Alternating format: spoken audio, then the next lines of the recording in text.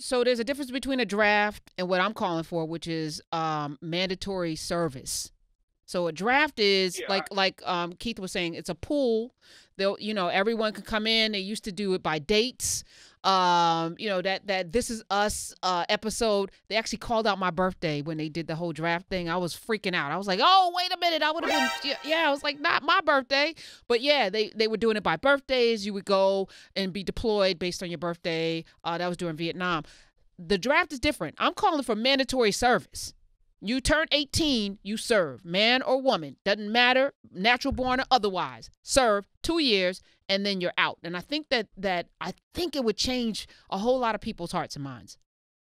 yeah, it definitely would. I think that one thing it would do is right now a lot of people they don't feel invested in this country, and I think if you have to serve 2 years and give something, sacrifice something, that would change a lot of mindsets Mm-hmm. as far as having some equity in what's going on here. Equity, yes, that's. I think people don't have a stake. I think we take for granted. And again, I just came back from Africa. That's probably going to be a thing I'm going to be saying for the next maybe decade. I don't know. Did you know? I went to Africa. Really? And I just got back. How'd it go? It was good. Let me tell you, it was life altering from the perspective of appreciation. And I think a lot of people live in this country. We take a lot of things for granted, including our free speech, including our ability to say whatever we want, including the water that we drink, including the way in which we can actually get a job and work anywhere. Like the lady that called last week and said that, she had lost her job, her home, a car. America is the land of opportunity. And when you're in your valley, when you're in your dire spaces, it's hard for you to see that.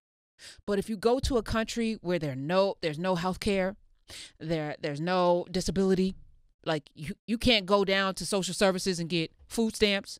Like you got to figure it out. Water's not clean. You don't have sewers. You may not have a place to lay your head. You may sleep on the concrete. Life is different. When you come back and you're like, you know what? There's a lot of things here that we could complain about. Damn it. But I want to preserve this. How about you? We could talk about how unjust this country is, racist. It's a lot of things. But I'm going to tell you one thing. This man just called up and was making $140,000 to $190,000 over. Like, you can find a way. There are jobs in Chicago right now. Tech jobs in Chicago. While Chicago's unemployment for black people is high, there are all of these unmanned jobs in the tech space. All you need to do is go get certified.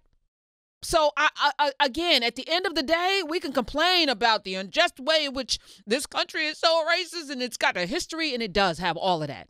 And I sit here in defiance of that. My father, in defiance of that, taught me that there is a blueprint for success. There is a pathway that you can be successful in this country. I don't care where you started. I can't say that for other nations. So I'm going to fight for this.